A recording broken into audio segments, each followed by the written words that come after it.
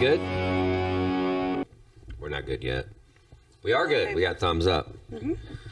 Welcome to the Not So Tender podcast. We are on episode number 12. A nice firm dozen, as they say. Dozen of doozies. A dozen. We made a dozen. That's a lot of content. That's true. That's almost a full day. It's probably, after today, it'll be a full day of us yapping for 24 hours straight. I never shut the fuck up. I mean, I did. I listen better now. That's true. I've tried to get better. I've tried to get better. There you go. Hi, Kelly. How are you? Wait. Hard week or soft week? No. Yeah, easy. It's a week. You're on. I am living my Listen, best life. I don't know if I like this. I need you to get into a trauma center or something. No. Because this shit, it's going to get harder. It will. It's coming. Yeah, right. I'm building my caseload. It's coming. It'll be there. It'll be there. Got a couple couples. Yeah, that's a party. Couples are fun. I love working with couples.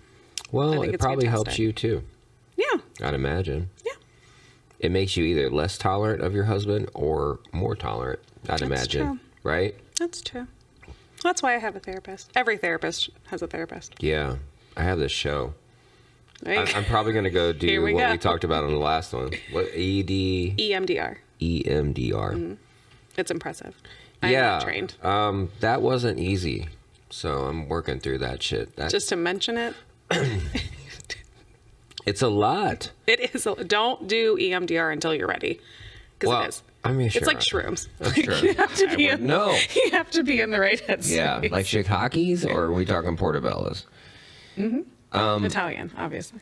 I'm learning after the last episode that there's some shit that I didn't realize was affecting me this hard. And also probably being on this, not probably, more than likely being on the spectrum. Mm-hmm. Added to a lot of other situations that I've been unfolding. Raised your awareness. This show's not just for you. That's true. It's also for us. That's true. So today, we're going to work on something that I think a lot of people should probably have dealt with. Yeah, it's a big deal. Or currently dealing with. Yeah. So it's how to mend broken trust. Mm-hmm. How to rebuild it. How to rebuild it. Where to start. So broken trust could come in a lot of different fashions and different faces and things. Mm-hmm.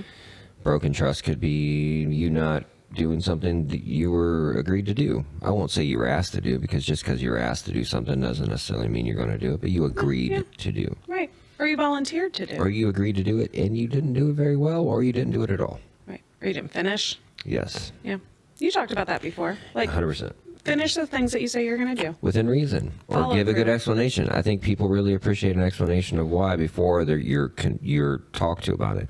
Yes. If I call you and say, hey, I'm running a little bit late, I'll be there in a minute, I really apologize. It hits different than I show up and act like nothing. Right. You haven't been waiting for me. Or I call you and you apologize. Totally different. And say, yeah, where you at? But even that. But if you get ahead of the problem, the best leaders I know get ahead of problems. Right. And You take accountability. Yeah, and I'm Admit sure their faults. Yeah. pretty simple. Right. Woke up late, on my way. Not super simple, but it can be if you get into a rhythm of that and try to do that. You'll be amazed at how much you avoid. I don't have that many people that mad at me very often because of that. It works out well. Yeah. Yeah. Well, and there's two different things there. Like one is following through and the other one is taking accountability when you screw up. Both of those things can break trust. Most people are nice when you do that. You're like, look, man, I know that I agreed to do that, but like I got in my head, or I got, you just got to explain a little bit. Right. Took on too much. That's often my issue. Like there are times where I don't follow through and I feel really bad, but it's usually because I like overcommitted, right? That I said I was going to be here and then it starts to get, my timeline gets pushed back and it can be annoying. I'm sure. Life happens. Right. Yeah. Like I've noticed, because girls generally don't work on things, they're not building things, and they don't realize that one little snag will put 2 hours into a project. And like, why would that take so long? And I'm like, well, when I was taking this apart, that broke. Yeah. Or that wouldn't come off. So I had to get torches. And then I had to get, the pry bar the size of my car. Yeah. So. Right. Yeah, no, I work on things too. Not mechanically, but painting something or fixing something or redoing furniture, like stuff like that. But it don't take much. No. Or even just going to go get a bathing suit. Like if you had to go buy a bathing suit today, most men would think, well, you just go to one store and get it. That's not the case. You might have to go to 5 stores. I just went to go buy bathing suits the other day before I went to Florida. It was like a 3-hour process. And this is the season. Yeah. Imagine if it wasn't the season and you were going to do it in March because you're going out of country. Right. You're not fine. I mean, now with Amazon, it's a little easier, I'd imagine. Not for women. You got to turn on. No, but I'm saying, but you could buy 10 of them. Yeah. No, you could. Yeah. I'm saying back in the day, it probably would be a little more difficult. Yeah.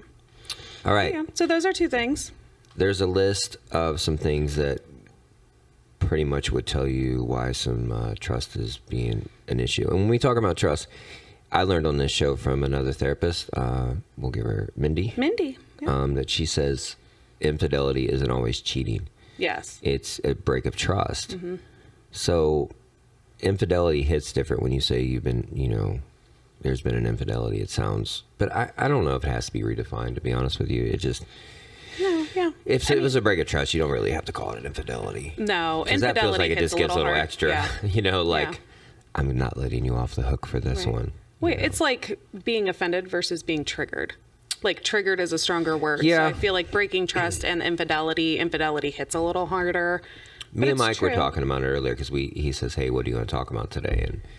And I said, this. And he goes, I think to regain trust would be reasonable unless there was like cheating, and that would be harder. And I said, I don't know why it would be harder. And he was like, well, I mean, it would be harder to get over. I said, but most people do it, and most people think about it. But yet when someone else does it to them, they're like, what the fuck? And it's the worst thing in the world. And I understand that, kind of. But I don't understand it when you've done it, and then you act like, how is this happening? What do you mean, how is it happening? Sure. I think that, cheating, people get caught up on, one, because our society focuses so much on sex. I mean, just as off the top, right? But I'm 2, kidding. it's we more wouldn't make people. We wouldn't make babies. Right. We wouldn't stay warm. It's not that. I'm not saying be a fucking deviant, but... Right. Or a caveman. Girls like that shit. We're not having sex because we live in a cave. Girls, girls want to be... It's so weird, man. You guys are so complex. Well, but so sex, generally speaking, is an action, like just one thing or individual situations that happen. Yeah. Some of these other things that we're going to talk about are more passive and they're ongoing. And often, clinically, I find those things more difficult to rebuild. Well, that's daily.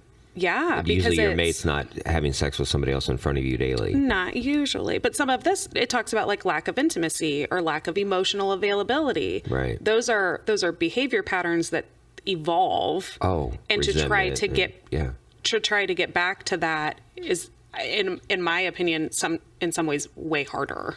Well, let's say every day. Yeah. To keep your house clean every day is one thing. To clean it before people come over for Thanksgiving, kind of easy. You just go, I'm going to allot these 3 hours. I'm just going to get after it.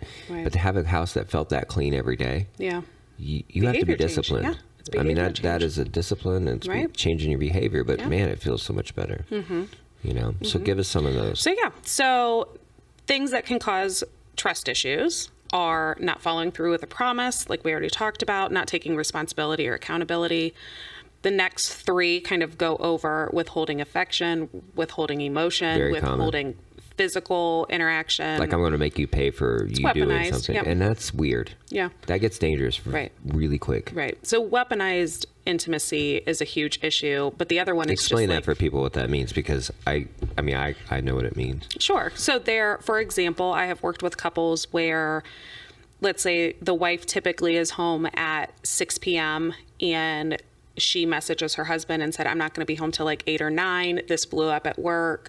Weaponized intimacy is she comes home at 9 o'clock and takes a shower, and her husband has intentionally put all the kids to bed, showered, and he's in bed with the lights off and sleeping. Like you weren't here for it. Or he could have just been tired. Could have. But if he doesn't roll over and go, hi, baby, everything good? Like, did you have a good night? Or because it's different. Because when people like... if he's exhausted, but that's not weaponizing Unless he has intimacy. narcolepsy, Right. I'm going to assume he would have heard her come Stirred in. around something, yeah. Yeah, if people are coming in your house Right. and getting into your bed, normally you wake up. Right. And it doesn't mean they have to have sex, but like you said, like just acknowledging her presence, putting your arm around, like whatever huge. you would do typically, if you take that away. And we've all done it. That is weaponizing We've all intimacy. done it. Absolutely. And it's garbage. Absolutely. I've definitely done it. We're fighting, and there are people who obviously will say, like, I'm not having sex with you. Like, I'm mad at you. Like right off the bit. Yeah. Like she turns on the fucking light. Where I'm watching TV. I'm reading my book. Even when we planned it, like sometimes that's like the intent, right? Like we're going to go out and we're going to come home, but now we've had a difficult conversation over dinner, off the table. And again, just to clarify, there is a difference between not being in the mood and having something happen versus weaponizing it because you want to intentionally withhold affection. Yeah. That is what we're talking about. And usually a little physical contact make things go a little bit smoother. Yeah. It absolutely. would. Right. Not to be a jerk. If some girl was touching me while I was waiting in line in traffic, I'd probably enjoy it more. Right. Well, I think I mentioned that the other day. That, like, listen, if you have a pattern where you guys are good for 5 days and then fight for 3 days, I often recommend, if you can have sex like day one. Yeah. I bet it will shorten your 3-day rebound. I'd imagine. Right. Don't do it if you're actually, not available. But if you can get there, it will. It helps a lot of people. And that's my game too. I mean, I've been sitting outside of a restaurant that I was going to stop and get food, and I couldn't walk my ass in there because I did something about it. I was just like, I sat there for like 15 minutes. I was like, just go to Subway. Yeah. But then when I was driving to Subway, I was like, why couldn't I just do that? And I'm sure being intimate with somebody would be the same way. Mm-hmm. You don't know why. No. And normally we don't ask why. We're just still mad at them. Right. Well, I have a lot of So I really enjoy clinically talking about sex with couples because it is such a big, like we've talked about, communication, finances, and sex. Well, it's kind of the basis of a relationship, right? That's, I mean, literally, that's top. Yeah. Top 3. Absolutely. All day long. So I've had conversations with couples where it's like, okay, so how willing or in the mood is appropriate? Because I've had wives that say, like, I do feel obligated to fill his needs, but am I? Kind of. That's a hard one to answer. I know. How do you answer that? Like me as a tattoo artist, I'd be like, what the fuck do you mean? Right. Yes. Right. 100%. Right. Dropping shit, sorry. But some people have trauma or boundaries that make that difficult. And they're like, absolutely not. Am I under any obligation to give you part of me if I don't feel comfortable? So, but it's my job therapeutically to like uncover some of that, to say like, what about that makes you feel uncomfortable? Is there anything that he can do? Because he is your spouse. But how did it change? Was it there before and now it's different? Yeah. I don't know a lot of people that married somebody they weren't having relationships Sure. with. So then it changes because of, I mean, things could happen. Yeah. I mean, well, and often, to go back to our point, it's a breach of trust. You have done something or something has happened. Then why be married? Well, like, how long could you not be intimate with somebody before you're like, look, unless you're older, or, like, I understand that. We know older couples that, I know older couples that are still getting after it, right? Hard. Right. And different people. But I'm just saying, like, it's a very delicate kind of thing to be intimate. And you need to work that out with yourself and then figure out why you're doing it. And maybe that would help explain to them why. And if you're not willing to be intimate with somebody, why would you be so upset if they're being intimate with someone else? Well, I have asked couples flat out, and I do often, as an individual, so stress removed, like life removed, as an individual with hormones and desires, how often would you want to have sex? And it's hard to answer that question because they automatically go into their life and they're like, well, we have 5 kids and blah, blah. Like, no. Yeah. You as a human. How often would you prefer to be touched? Yeah. And then I ask their spouse, and almost never are those two things the exact same. Even close? It depends. But like most women, I ask and they're like, well, like once a month. And I'm like, no, are you saying that because of your life circumstances? Like, take your kids off the table, take your work off the table. You, without those outside stressors. I'm going to assume most people aren't getting it on for longer than 20 minutes. Is that fair? Yeah. Is that fair? Yeah.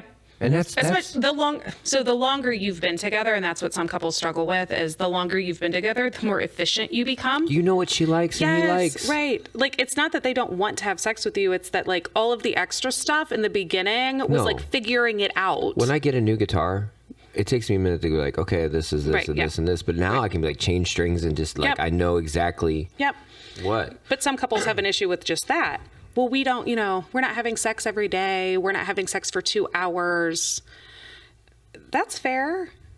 Most people aren't having sex for 2 hours. You can, but like, let's have a conversation about that. No, most of it's foreplay, figuring each other out. Yeah. But again, you want it to always stay the same. Right. They want it to be that's special. Is that why people have, it's why they do everything. That's why they keep getting more kids. It's not exciting anymore. And more things. That's often why they cheat. So a lack of physical intimacy definitely can breach trust. And it invokes a lot of emotions on both sides. It makes people uncomfortable and insecure. Well, if somebody doesn't want to touch you, that's a hard... Like, even when somebody doesn't, like, I don't shake hands, I can respect it, but it just feels weird. It's like, okay, am I gross? Right. Like, what? Just me? But if that was my wife, now listen, if something happened and she went through some shit, like, dude, you got to give somebody some space. Absolutely. Like I always say, you can give them a year, but they got to start getting help in that year. Right, they got to start doing something. And after that, you're like, hey, something's got to give fairly. Right. You know what I mean? Well, and I've touched on that in the past. But not because he didn't take out the fucking trash. Not because he didn't finish the bathroom. Well, then get in there and go, hey, I'll make you a deal. Let's get in there and work on that bathroom. Then we can take a shower together and we can make out a little bit. Is that cool? Tap you on the ass. You know what I mean? Like, be willing to put it in. But, like, everybody... Right. I know this. When I really want somebody to do something, I'm not opposed to helping them do it because I want it done. And if I want it done bad enough, I'm going to just do it. Yeah. Because it's important to me. Yeah. But other people will just walk over it and let it sit there and just get mad. And I'm like, why didn't you pick it up? It's not my shit. And then why are you worried about it? Right. Like, I have a hard time. Like, my brain, obviously, because I'm on the fucking spectrum, my brain doesn't work that way. Yeah. And I'm not going to sit there and walk over it 100 times. If it bothers you. No, because not just that. Like, I can step back and go, it might not be that important to you, or you just don't see the importance in it. And I could tell you, people have told me the importance of things, and I'm just looking at them like this. Nothing. Not my thing. Nothing. Like, I don't care. I literally could give no fucks. Right. You know? Right. But when it's your mate, you try to go, okay, honey, but I'm learning that I have to communicate that. Like, I don't understand it. Like, not that I don't understand what you're saying, because I do. Right. But it doesn't hit me the same. Yeah. And how can we get to a point where I can be respectful? I can still feel like a human. Yeah. And you can be okay with that. Right. Well, you're being considerate of each other. Right. Yeah. It's not always perfect. Right. No. All right. Let's go through some more of this list. So addictive behaviors. I don't struggle, but I see this a lot. So drugs, alcohol, pornography, gambling. Guitars. Guitars. Self-harm could go under this. Anything that is addictive there's sneaking behavior. And there's... Well, I'm sure they have some shame. I'm sure they have a lot. And that adds on to a lot of shit. Yep. I've worked with a lot of couples who somebody has an addiction in the past or in the present. Pornography, we've talked about a lot on the show. Like, that comes up quite a bit. Yeah. Because it's an addiction and it has to do with physical intimacy. Like, there's... It's a coping skill. It's a whole lot of thing. Things, Gambling comes up a lot in couples counseling because it links to finances. Drinking. Right, yeah. I don't know too many gamblers that don't drink. That's true. Or smoke. Yeah, all of it. Right. Yeah. Chew, something. You got to keep it moving. A little bit of cocaine. So addictive behaviors definitely can break trust. Infidelity, it says both sexual and non-sexual. So there are a lot of couples out there that are really struggling because one partner is saying, okay, but I didn't sleep with her or I didn't have sex with him. Right. But there's, you're giving yourself emotionally to somebody else. That's a very broad... Well, and everybody's boundary looks different. That's what I mean, that ideology of... Just the ideology of it. Like, when people say there's emotional cheating, I've heard it so many times. There is. And I've tried to get people to explain it. And they do a very selfish job of explaining it because, in my mind, it comes across a little self-serving for sure, like most things we do. But when I go, so how come that's the only area that your heart isn't allowed to be infinite? And they can never answer it. And I know it's a big question. Yeah. Because you have multiple children, you have multiple aunts, uncles, friends, and you're never like, nope, got to cut that valve off. I can't love them too much. I can't share anything with them. But when it comes to someone of the opposite sex, or the same sex if you're in a same-sex relationship, but a person that you could possibly date, it hits so different. Right. And I've tried to get to the bottom of it because, I like to unravel things. That's interesting, the way you just worded that. So what I have found is that it's usually not at the core of it, it is usually not about the relationship that they have with the other person. It's about the lack of relationship they have with their partner. So if you call Susie on your way home every single day. Horrible name. Well, sorry, Susie. I'm joking. If you call Susie on your way home every day and talk to her for 45 minutes and unpack your work, and then you come home and you don't share that with your wife, not the fact that you called Susie, but like your day. Okay, but I'm going to say it very bluntly. But if every time you do share something with your mate, it is weaponized to you, or you get asked 400 questions where like you're being interrogated, you'll talk to Susie. Well, sure. Because well, that's what I'm Susie saying. doesn't judge you. Right. Susie's like, that shit's hilarious, blah, blah, blah, blah, blah. But if Susie was dating you, she'd be like, really? Right. That shit's not cool. Yeah. Or what the fuck? Right. So that's why it does hit different. That's why side pieces get along with each other better. Yeah. And then once you start dating after the side piece blows up and you have to actually start dating them, you fall apart. Well, because there's expectations. But I guess that does go to my point that... No, you treat a side piece like a friend. You treat your fucking wife or husband like a fucking, like, it's a totally different, I don't even know what you'd call it. Well, in an unhealthy relationship. Listen, even in the most healthy relationships I know, there are more boundaries on your wife or husband than there is on a side piece because the investment's not there. Well, the expectations are higher. And I'm curious when I ask these people why, I'm trying to unravel why. Because why do you expect why would more you want, from your life partner? My thing is this. Why would it fuck you up if your girlfriend said it, but your side piece didn't? If you know what I mean? If she said the same thing. I need context. Give me an example. Okay. So say if I had a side piece and I had a wife at home. I do not, by the way. And say I have a side piece. Example. And I was like, man, some girl came in the shop today, was crazy. And she's being super inappropriate. She's like, man, that's hilarious. Did you get her number? You'd be funny about it. Right. You wouldn't care. Right. You would talk about things and you wouldn't care. But if you went home and said that to your fucking wife, she'd be losing her shit because there's no investment. And I understand, I do get it, but like, where does that wire cross? I'm not saying that. Sure. I'm not condoning this either. I'm saying, what I'm saying is, man, it would be cool to show the same grace to your fucking person you share your finances with, your children with, your home with, and you're true motherfucker. And everybody's like, no, that's my... I'm like, no, it's not. You're lying. It's not your ride or die. It's your ride or die until they don't serve you anymore or something sticks in your fucking crawl. Right. They're my everything. Are they? Right. Are they? Yeah. They're everything until it doesn't hit the way it's supposed to hit. And what I'm saying is with a side piece, you're honest with them because you're on the same, we've talked about this before, you're on the same level. If me and you both rob a bank, we ain't talking shit to each other because I'm like, you got something on me and I got something on you. But when you're not in that, you're trading the scepter. Right. You aren't sharing the scepter. In a side piece situation, in an affair, you're sharing the same scepter. We're holding it. If the other person is also in a relationship. Yeah. And even if not, no, it gets hairy. You know where I found where it gets hairy? Those are not the same things. I can tell you where it gets hairy is when the person oversells it. When the person goes, I fucking hate the person I'm with. I can't wait to get rid of it. Yeah. Listen, your side piece doesn't care about that. They've already accepted the fact that you have a relationship and they don't mind this agreement. It's when the person oversells it is where the resentment, because they're failing, because they're like, I'm getting out, and they don't. It goes back to that thing of trust. Right.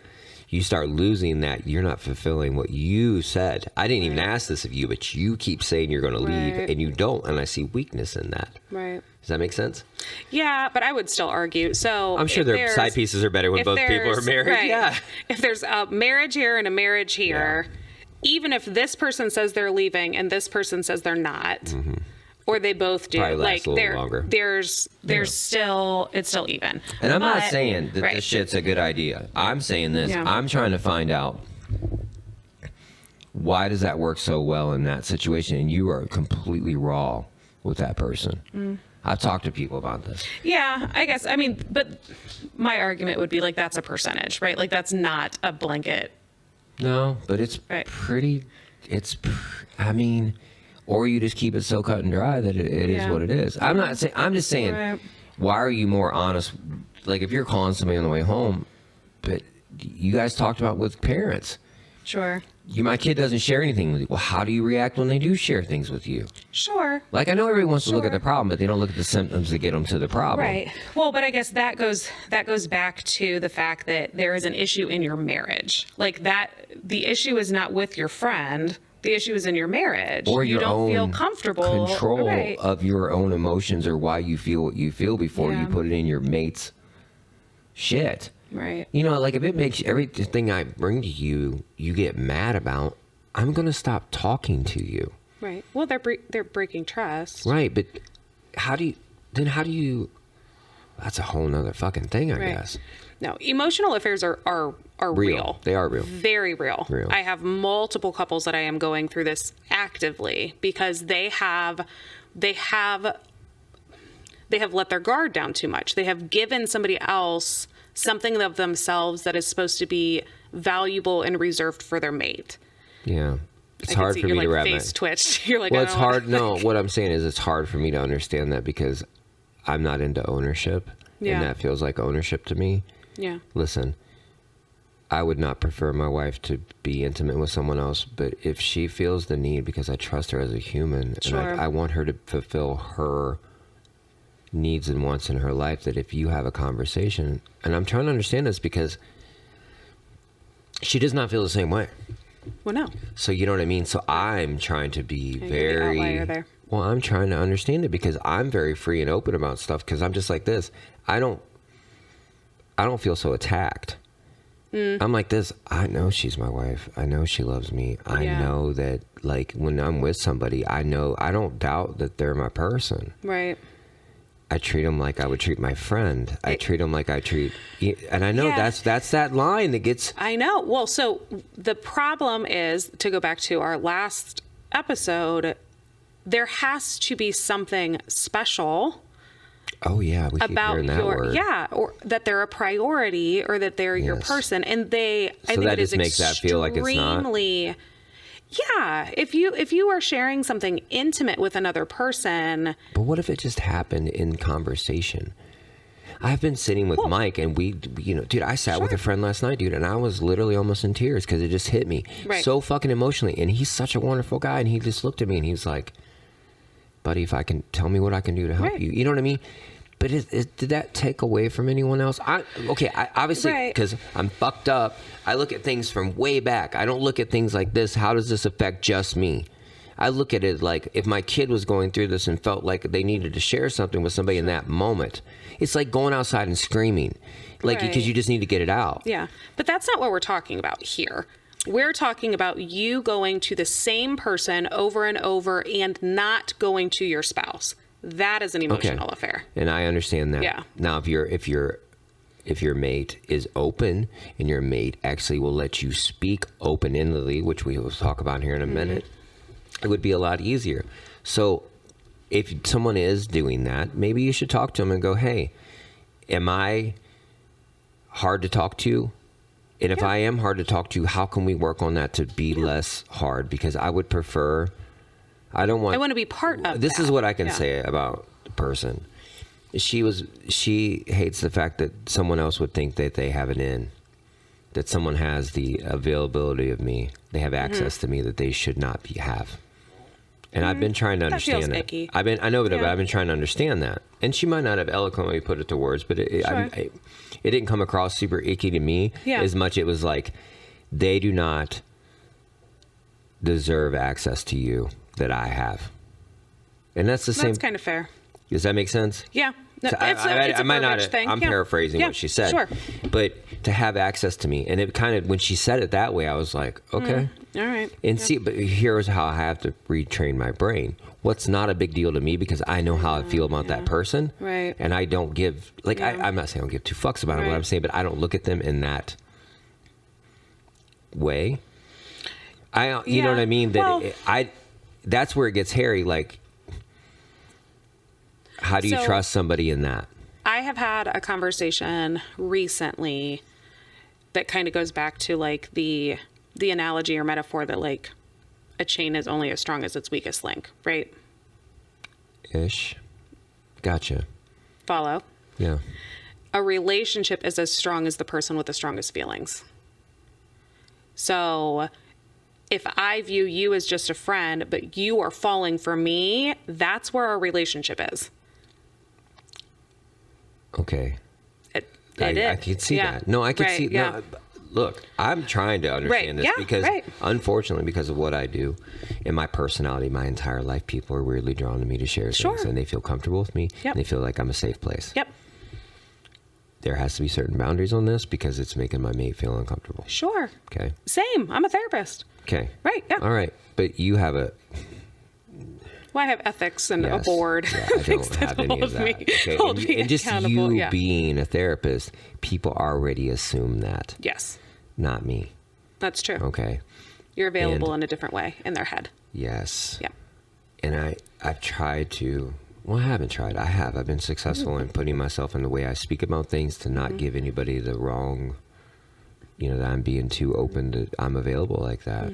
And I'm working on that because I don't want to make anyone else feel that way. Right. I don't currently know what's going on in my own relationship, but whether this figures itself out or I go, eventually somewhere else. I don't want to continue having this because it's been a reoccurring theme in my life. Sure. The only people that haven't really given me too much shit about that have been through some crazy traumatic shit, and they're just like, no, it's just people being fucking people. And if you haven't, like, I love that this person hasn't been through a lot of shit because she hasn't had to feel horrible shit. Right. Yeah. But people who haven't felt horrible shit thinks everything's horrible. Right. And that's hard.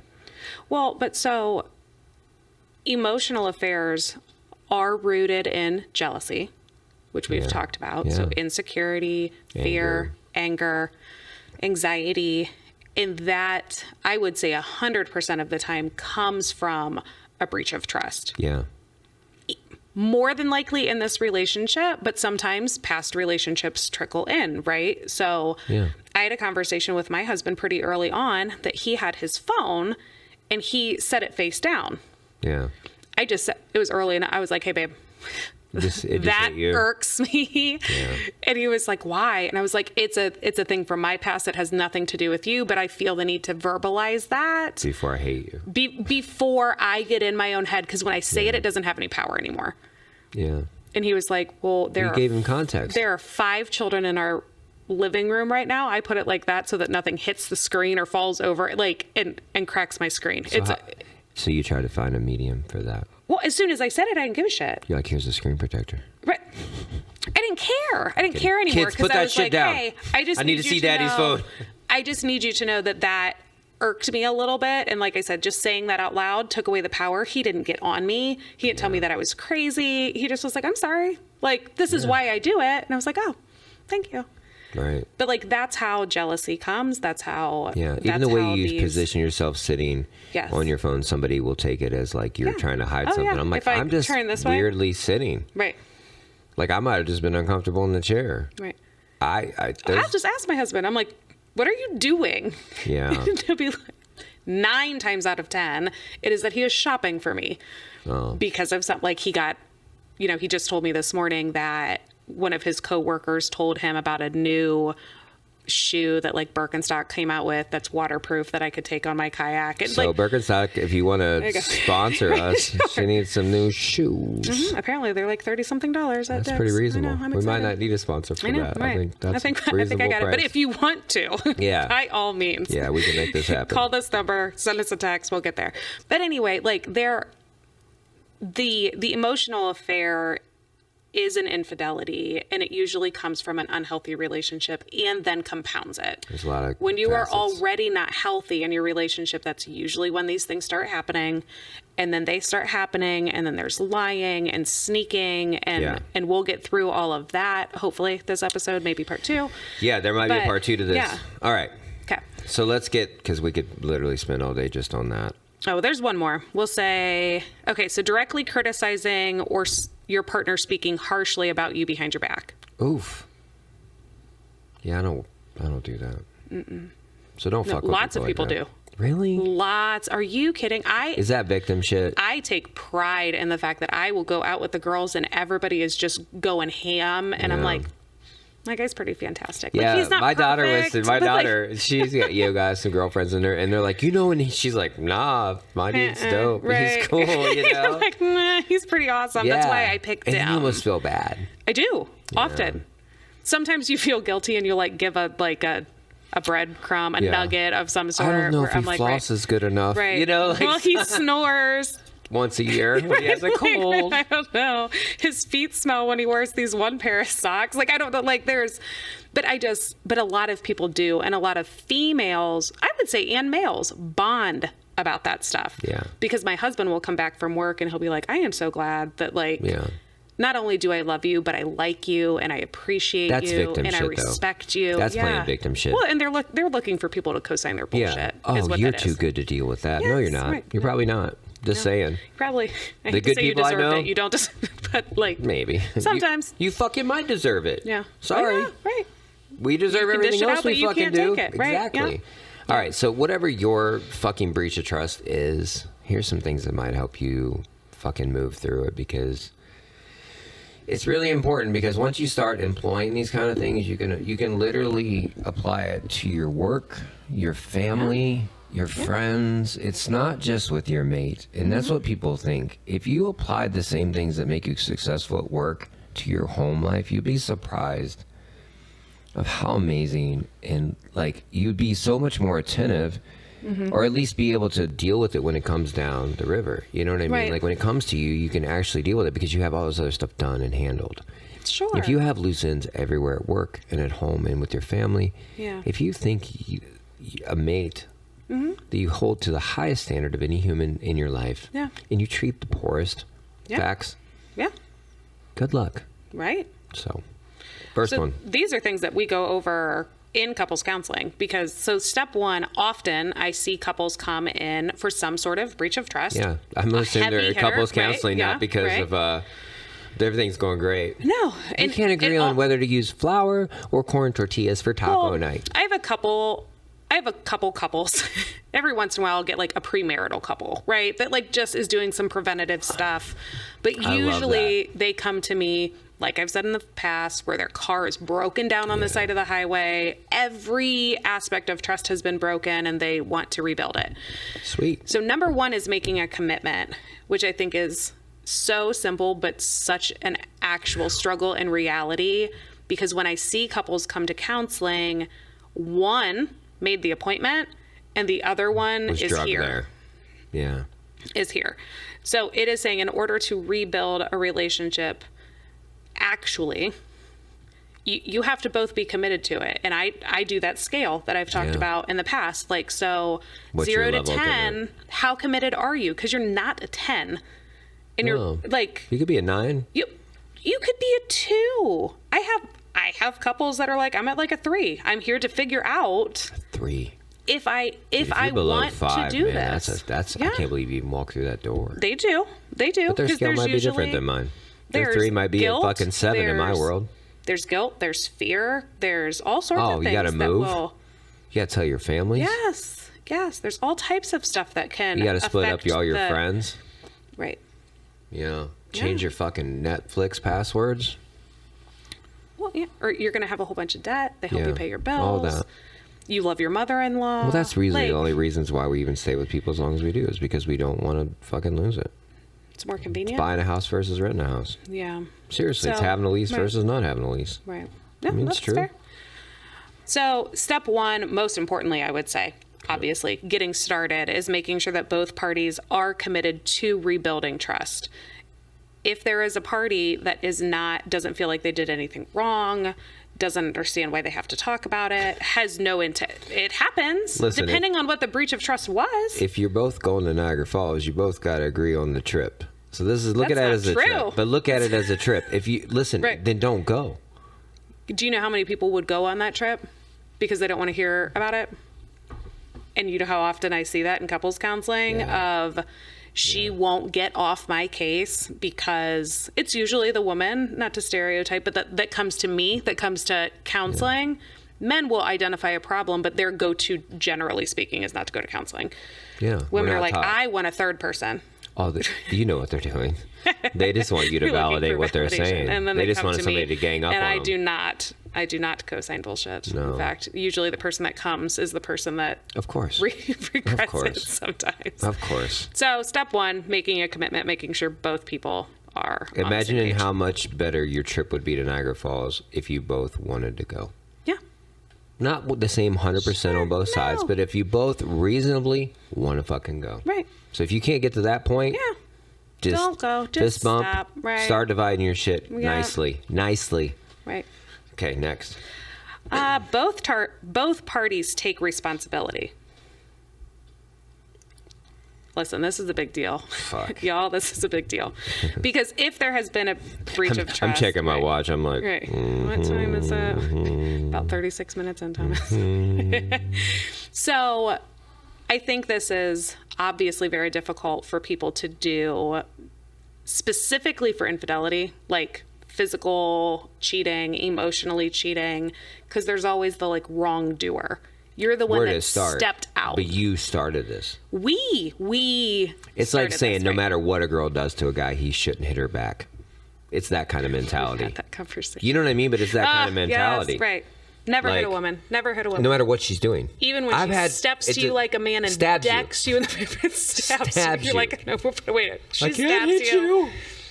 You're not allowed to push her. All right. So both admitting fault. And I'm sure that is a motherfucking struggle. Mm-hmm. Yeah. Both acknowledging that you did wrong. Okay. Therapist. Yeah. What does fault? Like, people stand on this shit. Yeah. Like, it's your fault. I'm like, explain that. They can't. Most people can't explain words. They don't even know what the words they're saying, what the definitions are. And I think we should probably take some time. If you're saying a word, know what that word means. Mm-hmm. Look up the word relationship. Look it up. So all these things you add to the word relationship, if you look at the definition, it's very small. Just checking. Sure. There's a lot of definitions of words. And if you really want to know what a relationship is, look up codependent. And that's probably more closely what your relationship looks like than the actual definition of relationship. I just had a session about codependency last night. Yeah. It's a common. So, I've read books and had to do work. Yeah. Like, our society is very focused on codependent and encouraging of codependency. Yeah. Okay. So taking fault and both taking fault. So if somebody goes, well, he cheated on me, how is this my fault? Because they think if you take fault, it makes them feel like they're like, how could you explain that? So if you take fault, that okays it, like that. I think people don't understand, when you understand something, that doesn't mean you're condoning it. No. Understanding it is not condoning. Well, and I think fault, I don't know the definition of fault, but when I hear it, kind of to go back to verbiage matters, fault, in my opinion, sounds very one-sided, versus accountability is taking responsibility for your part. So accountability is probably a little bit better than fault, but fault's an easy word because people know. It's the word that people use. Fault. It's his fault. He slept with her. He texted her. He didn't come home. He did Listen, there's people who believe that there's nothing that I could have done that would justify him doing that. That's fair. A lot of people believe that. 100%. I don't care how bad. I could go 6 years without having sex with you, and if you have sex with somebody else, you've betrayed me. You have betrayed me forever. How could you do this? How could you do that? I haven't fed you in 7 days. How could you go get a burger? Yep. Okay, so admitting both of you have some parts in it, and that can be a whole. And yours could be very small. That could be session after session. It isn't necessarily your fault. Your fault is you picked the wrong fucking guy. Look at it like that. The fault is you trusted somebody you didn't really fucking know. Right. You put a lot of faith and all your eggs in one fucking basket. That is your fault. Yeah. You picking that person is your fault. Right. So that could be your fault. Sure. Okay. It doesn't mean that doesn't condone, their behavior. No. But it is you're choosing to stay. And you chose that person. Yeah. You chose that person. You're choosing to come You took to a vow. It's like, yes, right. I heard that the other day. Somebody mentioned that shit. Vows are big. The guy's going through divorce and somebody goes, she took a vow. Or you took a vow. And he's like, yeah, she's like sleeping with her boss, bro. Right. That vow goes out, fuck you. We've gotten a lot of feedback about that, actually. Oof. Yeah. People get really worked up. And it goes back to, for whatever reason, marriage, the fact that you signed a legal document and spoke words out loud. Listen, that legal means that there document, is some sort of... That's a real thing. That's an actual measurable thing. That if you're sick, that person can make decisions for you. Yes. You have access to that person. That's what that legal document it is. Yeah. Has nothing to do with who you're fucking. Hate to break that to you. No. When you go down and sign that thing, it has nothing to do with it. It's literally to give you rights, because if you don't sign that, that person does not have rights. Right. When people are like, this is just a piece of paper. I said, cool. When your boyfriend's having a fucking heart attack and you're not allowed in the fucking hospital because you're not their wife or husband, right. Good luck. Yeah. It's more than a piece of paper. Right. It has nothing to do with fucking people. No, it doesn't. Sorry. My mom says I cuss a lot on this show. You're right. I know. I do too. I'm trying to be mindful, but it's not my strong suit. You married a Vietnam vet and a fucking truck driver from East Cleveland. Good job. I just have to, I don't know. I cope through cussing, caffeine, and... Fuck it. Let's go. Get crazy. All right. Refining your communication style. Ooh. If you're going to rebuild trust and focus on mending bridges, right? It says to intentionally ask open-ended questions to gain insight and understanding. Listen. Not closed-ended. Did you sleep with her? Yes or no? Did you text him, I love you? Yes. I didn't. Sure. But you know what I mean? Like, felt the need to turn the gender there a little. I think we're going ham on some girls. But so open-ended. I thought we were going ham on guys, because it was always everything we had was a guy sleeping around a girl. Oh, yeah. So listen, open-ended questions. Yeah. Help me understand. Okay, that's a different vibe right there. Yeah.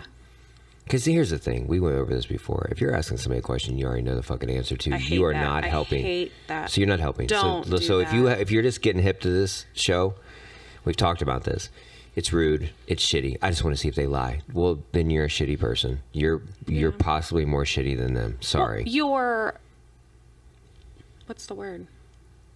Like tricking them, or like... Oh, you're setting them up for failure. Yeah. Testing them. It's gross. Right. You're testing them. No, it's just you're just having one more thing to be mad at them about. Yeah. Can't you just deal with what you want to be mad about? Don't do that to your partner. Don't do that to your boss or your coworkers or whatever.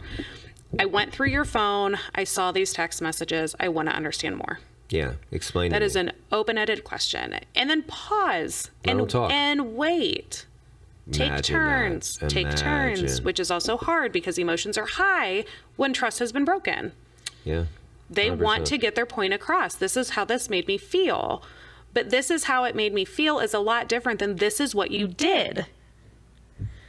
Without context. I know. Okay, that's an easy one. So open-ended questions, not yes or no, because you already know yes or no. Let's not. If you're already having this conversation, you already fucking know. Yep. Don't pretend like you don't fucking know. It says, you fucking know. Learning how to self-soothe can allow both the speaker and the listener to withstand the tensions of the process. Oof. That's not talked about enough. It's a big deal. Because having a pause once plan. it spikes, nope. It is hard to get that genie back in the bottle. The fair fighting rules that we've talked about, whatever that was, like, it's going to be a difficult conversation, and we need to be mindful of that in order to have it be productive and have the goal be rebuilding trust. Yeah. That has to be in the forefront of your mind at all times. Like, you said something that was really upsetting to me now that I heard it out loud, and I need to take a minute. Yeah, because if you start just reacting, you're an angry kid. Yes. You're just smashing stuff at the Lego store. Because if we're talking about trust, and we're talking about a lot of these things about addiction and infidelity and not following through on a promise and things like that, if you want your partner to be open and honest, they're going to say things that are going to hurt your feelings. 100%. But knowing how to, like, accept that, it's where you're at. That's why we're having this conversation. Well, if you're literally in the middle of discussing why there was a breach of trust, I'm sure that you're going to have some deep conversations. Mm-hmm. You know, if you already pulled your motor out of your fucking car, there's some other things that are going to need attention as well. But knowing how to soothe yourself, that's a real thing. Yes. Because having your own coping skills. That's not easy. And sometimes it's a trigger or an issue, because if we're having a conversation and I can feel myself getting upset, it's going to come out as anger, because I tend to I am an angry responder. Some people talk very loud yes. when they're just trying to get their point across. I usually actually shut down first. I get kind of quiet. It's like you're building up the pressure. Yeah, I get quiet. I have levels. I get quiet. And then I try to assert myself, but I get quiet because I have to try to like process. Well, you don't want to say something you don't mean. Right. What I'm actually feeling and what it is about myself that is feeling this way. Then I try to communicate it. And once I try to communicate it and it's not going well, I usually get shaky. Okay. Like that's usually when I shake. Yeah, pressure's building. That is my sign that I need to step away. But if we're having a conversation and my coping skill is that I'm going to go walk around the block, that might take 20 minutes. Come across very disrespectful to the other person too. Well, and it might take a while for me to cool down. Speaking of taking a while. Yeah. So you want this person that's supposed to be your forever person, and you talk about vows and, you know, life or death, and, you know, till death do you part and all that shit. But it's like you should just put ish on the end of all that shit. Like, you have to understand that this takes time to redo all the welds on this person. Mm-hmm. You know, I mean, these are welded in this person. Yeah. These are not simple things like, oh, I thought I liked that. You know, when you get something at a buffet, you're like, that looks good. And you're like, you take 2 bites and you're like, fuck that. These are things that they've been eating their whole life. Yep. They've been taught to eat their whole life. And to break those kind of things, you have to have some patience in the process. Yeah. And if you don't, start dividing your shit, get in your Netflix, and move on. Couples ask me that all the time. How long will this take? Oh my God. It usually I have somewhere to be. No, but they want to know, like, are we talking 4 weeks? Are we talking 4 months? Are we talking 4 years? And I'm always very transparent that, like, I don't have a curriculum that I go through, and there's not a book that I'm going to send you that we're going to go through activities, and when we finish, I give you a certificate. How fast can you get abs? If you're super disciplined and you're serious about it, you could get abs pretty quick. If you're barely doing it once a week, probably not going to get abs ever. No.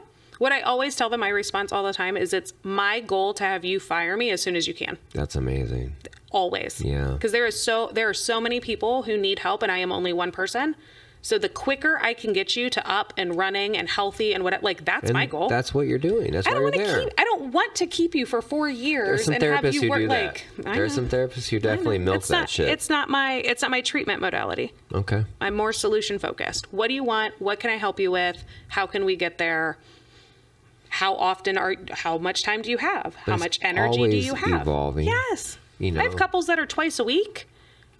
I have couples that are once a week. Once a month. Usually my goal is to try to like taper off. Yeah, once every other month, a little touch base, everybody's good. It gives you, because it gives them a fair, like, anything they need to get done, they can do it in the presence of you. Yep. If something comes up, I keep a lot of people just on my caseload, kind of archived, but I keep them open. That's good. Because stuff comes up. Well, it does. And they're not able to do it completely by themselves. And honestly, having that third person that you trust, that's hard for a lot of people. It is. Especially if you're always wrong. Yeah. So, how much time do you got? Yeah. If it's supposed to be forever, feel like 4 years is probably not that big of a deal. In the scheme of 40? Right. I mean, honestly, dude, when people are like, that took a long time, I'm like, in the scale of your life? Yeah. Like, you don't have time to mend... and I guess that would be my challenge. You don't have time to mend the relationship that's supposed to be one of the most important in your life? I gave you everything. Okay, but not... Are you committed? Back to number 1. Yeah. Is this where you're at or no? And it's okay if you're not. Listen, I've said it on the podcast before. It is not my job as the counselor or the therapist to save your marriage. No, it's all at all. I have couples that I have successfully helped them separate. Yeah. Because we have conversations. It's my job to help you guys find what works best for you. Yeah. With a third person. Sometimes that is separation or divorce. That's okay. Yeah. That's fine. I still work with a couple. We work on co-parenting. They're divorced. We just meet because co-parenting is hard. It's and they are trying to figure it out than the regular relationship. Right. All right. Next. Accept repair attempts. This is I would say these are all big ones. I need to quit saying this is a big one. They're all big ones. This is another big one. They're all heavy and important. That's literally why they're on the list. It's like everybody in Destiny's Child. They're all important. That's true. Rebuilding or accepting repair attempts. This comes up, I would say, most often when there is some resentment. And there is in every single... I'm going to assume that if you're doing this, there's some resentment. There is resentment. So if you know... We talked about special dates, right? Yeah. You make a special date because you are committed to trying to... Right? No. But you're trying, and you know that it's important to you. So you give her hell, set up a special date, and she's like, what's this for? Why? Why now? And you're like, oh my God, just take it. Just accept. Yeah, the why now is pretty deflating. That's the same thing as, oh, you decided to join us. Right. It's the same thing. Yeah. It's the same fucking thing. Don't punish things you want to see. Why now? Right. So. Yeah. And why it not says now? accepting a sincere apology. If it's too late, then lose my number. Quit calling me. Block me. Right. Keep me blocked. Right. Is that fair? That's fair. All right, so even in it's not hitting as hard as like if your kid cleans up their room and you're like, yeah, but they didn't get the top dusting of the windows. Yeah, but they picked up all their toys and they kind of made their bed as good as they can. That made sense to them. That looks good, right? Right. Same kind of thing. Yep. Okay. Like if your kids make you some food and it's not really that good, but man, they made you some food. I would say this is probably where I struggle more with my children accepting their apology, because sometimes I'm like, but you knew better. My 11 and 7-year-old played tic-tac-toe on my coffee table with a knife. 11 and 7, y'all. Carved in, tic-tac-toe is now carved into my coffee table. I came into the living room. Is this Lord of the Flies? Like, what the fuck is going on there? This Peter Pan Island? What the fuck? They're just like, nah, man, we're going to fight some pirates later. Yeah. So my husband, I looked and he was like, look at this. And I was like, what the fuck? So I'm like pissed. And he's like, I already talked to them about it. They apologize. And I'm like, an apology is not enough. Like, they know better. But they did. And he's like, no, my son was like tearful, understood that it was a mistake. And I'm like, and he's 11, he's almost 12. Coffee table? Coffee table. Dude, this is my life. I could see picnic my table. My kids are feral sometimes. Right? Picnic table-ish. Right. Coffee table. You know what I'm saying? Picnic table-ish. But I wouldn't even dare do that to my dad's picnic table. There's no fucking way. Look at my face. No, I wouldn't do that today. Ass whooped. Dude, I'd still get my ass whooped. Yeah, we would still talk about it. So I do. I struggle with accepting apologies you should from do? somebody who I think knows better. Listen, if your sons get their nice house when they're adults and all that, and you're over for a function, I would fucking just literally, I'd be like, I wouldn't even say anything. I'd be like, oh yeah, I'll do it. My kids are assholes. I would never They're mention it again. I would right. never. I would just be the best practical joke in the whole fucking world. Those TikTok videos where they like come over and like throw the pillows on the floor and like dump the stuff everywhere. Housewarming gift. Yep. New table, and just on the one corner have a fucking tic-tac-toe thing carved in it. That'd be a great gift. That'd be good. That'd be good. So, all right. So set a time to talk about the betrayal. Oof. You're like, with a third party. I mean, that's down here on the list. Dude, boxing gloves or naked? Pick one. Pick one. So you should do it naked. You should talk about the. I always say you should always fight naked. You can't talk about it in the bedroom either. Sacred place. Yeah. Do you know what I always tell people? Fight naked? Yeah, just start taking your clothes off. Fight naked. You're either going to get it on or... Every time you break a fair fighting rule, you have to take off an article of clothing. Motherfuckers be fucking up like crazy. You're a crazy bitch. You. Don't use I statements at all. Thing. Yep. You're just naked. Strip fair fighting. They're always clothed up. They always... Come on. Oh my God. I'm going to recommend that to people from now on. Fight naked, Every time you break a rule, you got to take off a piece of clothes. Dude, nobody wants to fight anybody naked. Well, some people might. Right. And then have sex because it'll make you rebound quicker. With each other. Well, you always say that. Sorry, my daughter's driving and I'm just making sure she's getting safely. I wasn't trying to be rude. So it says it's important to set a daily time, and it says 15 to 20 minutes. That's about the max. That's it. To talk about the betrayal, whatever it is. Otherwise, it will be a 24/7 discussion. And do you know how exhausting that is? Yes. For the person who has made some sort of betrayal or made a mistake or committed some sort of infidelity. I You're like, weirdly know what this You're feels very like. Familiar. No, I do. And, on every end of it, man. Mm-hmm. But in the same breath, and sometimes you feel like, man, you just got to take your ass whooping. You got to take it. But there's a point where the ass whooping's got to fucking stop, man. Yeah. You're beating a dead horse. Oh. And if you're so I do get on people from time to time clinically, because. I missed that one. I was taking a drink. I normally would have nailed that. Because if we are in couples counseling and we both are committed and we're both here, there is only so much to be said. If they have accepted they were wrong, like what does it look like you to make this go away? What would make this for you to feel comfortable about it? If you can't know what that is, I had a situation with my biological dad that I was feeling some sort of way. You're like, well, call him. I go, I don't know what to say to him. So until I figured out what would make me feel better about the situation, I didn't move forward on any of it. You know what I mean? Because that made no sense to me. Why am I going to come to you with a problem? I don't even know what's going to make me feel better about it. Yeah. Right. So it's the same kind of thing, right? Yes. Well, and I don't know. I think somewhere else on this, it talks about what questions are appropriate. The amount of information that somebody needs is a huge issue. They want super detail. They do. And there are things, if it is actually important to you to know the detail in this capacity, like this detail, not all the details, but this details, and you can justify it and say it matters because of, like, if it depends how committed you are, if it depends how hurt you are. But that's going back to understanding that's about you. Right. Yeah. It's not about the details that they did. It's about the details that you need to know. Even if somebody fucks up, you can't just bark orders them. It's not going to end well. They'll probably cheat on you again. Not to be a dick, but you'll push them even further away. They're like, well, at least with that person, they weren't doing that to me. Well, they will eventually, but... When you look at, like, addiction. So, you're drinking again. Do I need to know how often you're drinking, what you're drinking, where you were drinking? How often may be valid. Yeah. What? Is this the thing again? What does it matter? Should I worry? Yeah. Tell me what's going on. Yeah. There's different ways you can ask anything that comes across like... Right. Like I have questions. I say that all the time. Yeah. Somebody will tell me something regardless, and I'm like, I have questions. But I pause to try to figure out what it is that I need to know. Skill. Yeah. I mean, come on.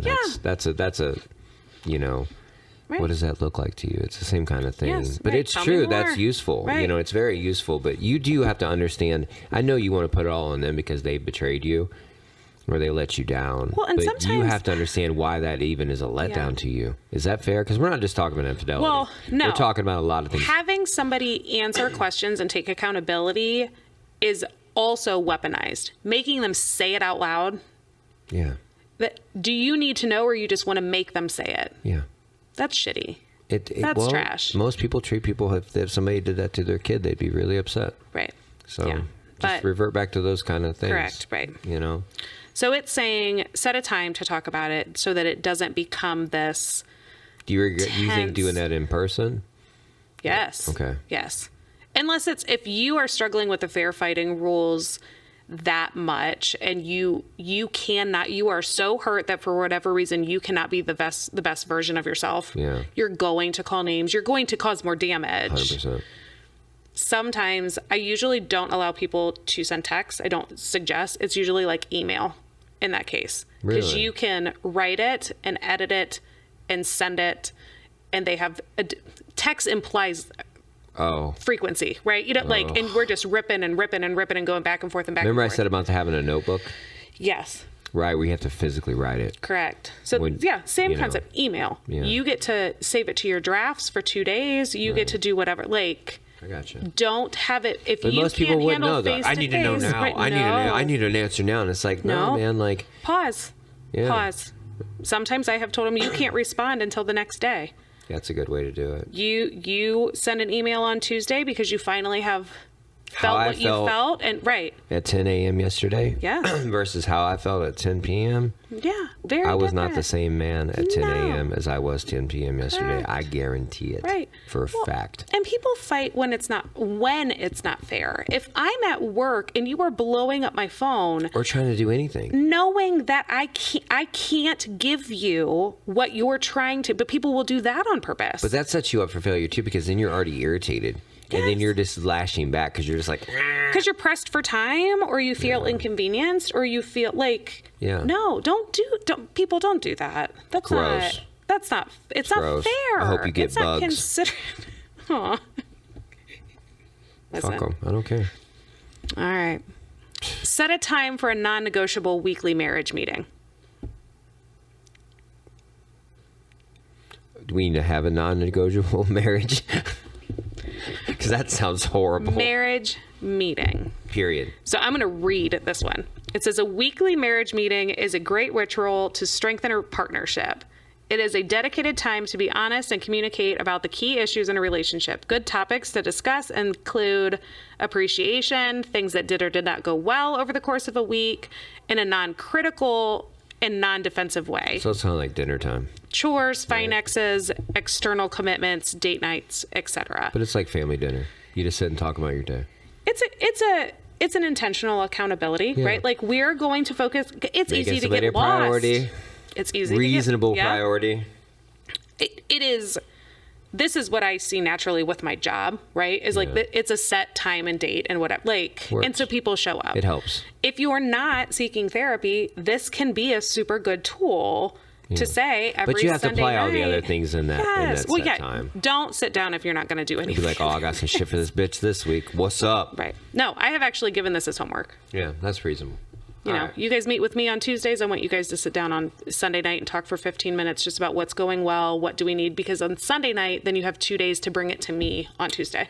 You got some time to think about it. Yeah, do some homework. You don't just pick a color for your house. No. You walk around that house with different... and you hold it. Yes, and you paint the swatches. Again, apply what you are successful at. Yeah.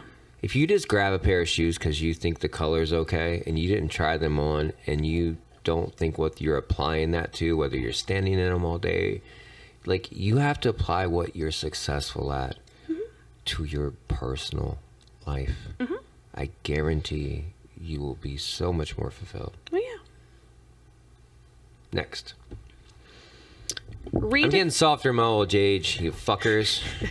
Redefining new marriage roles. You mean, like you're not my wife anymore? I have someone taking over your role. Let's go to the roar. Let's go to the script.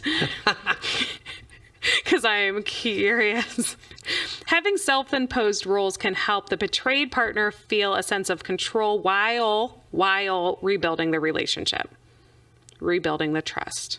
Self-imposed rules are freeing since they are non-negotiable and developed together. Much like having my daughter making a list, right? But I'm just picking it apart. Self-imposed and developing them together is an oxymoron. That's not okay. Well, no, you could say, hey, sure. I'm thinking, what if I try this? And you're like, that sounds okay. Could you throw this on there? Or could you, you're kind of both talking about it, right? It says these can involve setting healthy relationship boundaries and daily check-ins or limiting them. Yeah. In order to prohibit escalation. Yeah, that's important. Yeah. I feel like that's important. Because once you breach trust, like, how many times are you going to ask me? I'm trying to go outside of just infidelity here, like cheating. But, like, how many times are you going to ask me how much I drank? Or how many cigarettes I smoked? Or how I'm going to handle something if this comes up. Like, why are you bothering me with that? Next time I say I'm going to mow the grass, how many times are you going to say, are you still going to mow the grass? Are you still going to mow the grass? That's bad. That's your parents teach you that stupid shit. Right. Yes. I'm bad at that sometimes. That is all checking in because there was a breach of trust to say, like, I said I was going to. Yeah. I will. Are you going to give the dog a bath? Right. You said you were. Yeah. I got to work on that. Yeah. I probably do that with my kids a little bit. Same. Yeah. I think we all do. Yeah. Like, do you think you're going to get out of that closet? Right. It's locked. Yeah. Right, Mike? So anyways, if you're locked in a closet, call 234-200-5949. Yeah, redefining. I think so I have a lot of couples that end up going to logistical things which I feel like is so gross, but I try very hard as a clinician and as a human to be empathetic because these aren't my rules. Right. But they usually go to things like read receipts on text messages, sharing your location. Oof. It makes me cringy. Not having a code on your phone anymore. That freaks you out? It sounds unhealthy. Or not knowing the code is what you're saying. Yeah, you need to know the code. I want to know his code. You want to have access. I want to have access. I want the code to his computer. I want the code to his phone. I want to be able to check his phone whenever, like... How do you walk somebody through that? Oh, I'm doing it right now. I don't even know how to, like, combat that. So I just had a couple the other day. And what I said, there is a world in which I have successfully helped couples get to a place where, for role playing, I can say, I am feeling insecure or triggered by the fact that I called you and you didn't answer, but you called me 2 minutes later. What were you on the phone with somebody? Like, I was feeling triggered and insecure by that. I am feeling the need or desire to go through your phone and find out if, in fact, you were talking to somebody. And that's why you didn't answer. That's me.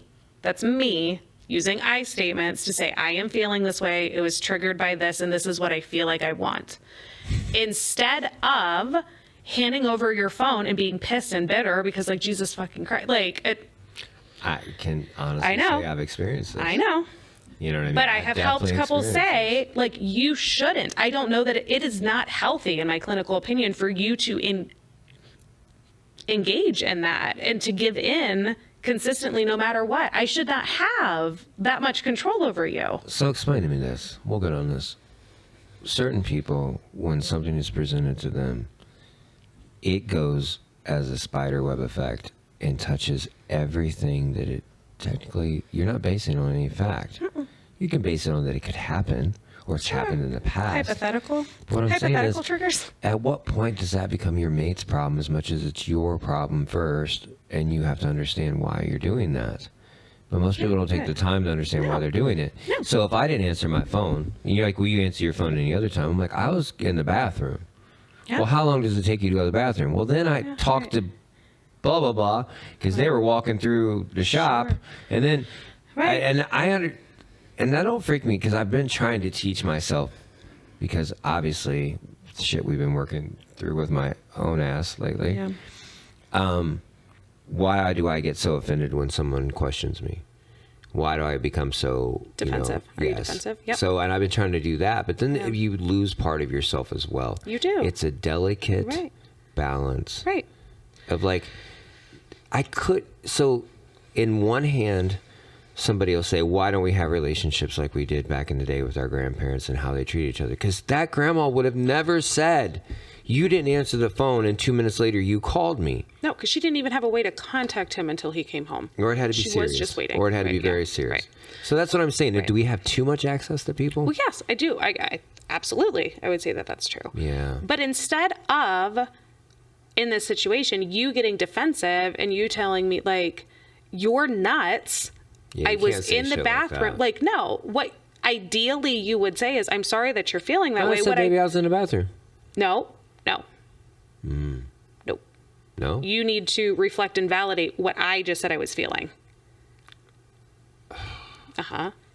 Because what I said is I'm feeling insecure and vulnerable, and I'm feeling the need to look elsewhere for validation, and you need to pivot to you and say, I hear that you are saying this and this and this, and I'm sorry. What can I do to make you feel better? This is such a mind game. I know. Emotions are hard.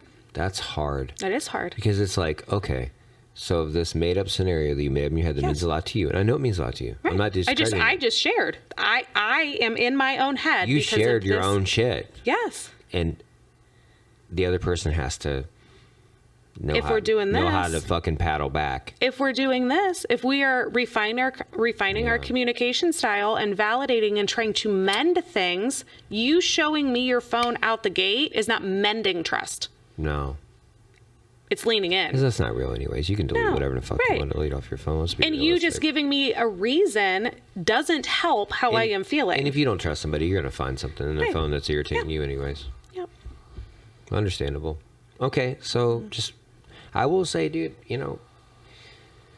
someone feeling heard changes their emotions very, very much. And then I had a situation where it was, you know, she said she finally felt heard. And I said, you know, you finally understand. I said, no, I've always understood. I just didn't have the right key to open that lock for you to feel that I understood. I don't really worry if somebody understands me. I don't. That's not for me to understand because I'm not in your head. You could tell me you understand me. Yeah. That's about as far as it goes. You don't have any control over it anyway. No, and if you fail me, I'm just going to do it myself anyways. Yeah, right. So that's how my brain works. Yeah.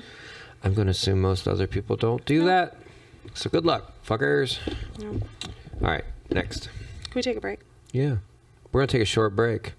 We'll be right back. And we're back. Great. Sweet. Moving we got on. a couple more to go through, and then we'll be wrapping up today. All right. So, number 8. Create a culture of appreciation. Huge. This is... Huge. Yeah. It's a big one. And what's funny is the person that is always screaming about wanting to feel appreciated probably is really failing at making that other person feel appreciated, but the other person just doesn't mention it. No, right. Does that make sense? That's fair. You know what I mean? Like, a lot of people... There's a reason that you picked them. Yes. Like, and sometimes we get so far away from that. And I have worked with couples because they waited so long to seek a third party. Right. They have so much built up resentment and bitterness and jealousy and betrayal, and they often don't like them anymore. A lot of resentment. A lot. Yeah. They love them for the role that they serve, or the things that they do, or the financial stability that they provide. All that. But their chances as a therapist and a clinician, I don't really believe that they're like 100% shitty people.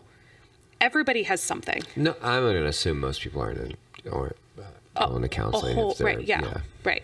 So they have something that attracted you to them. They have something that you were willing to commit to. Right. And marry, have children, multiple children with, buy a fucking house with. Right. Dating. Sign a lease together. Right, yeah, there's something that you saw in them. And part of this commitment that I do focus on in relationships is like, what is it about that person that is still there? Because people change. Something. People change. Of course.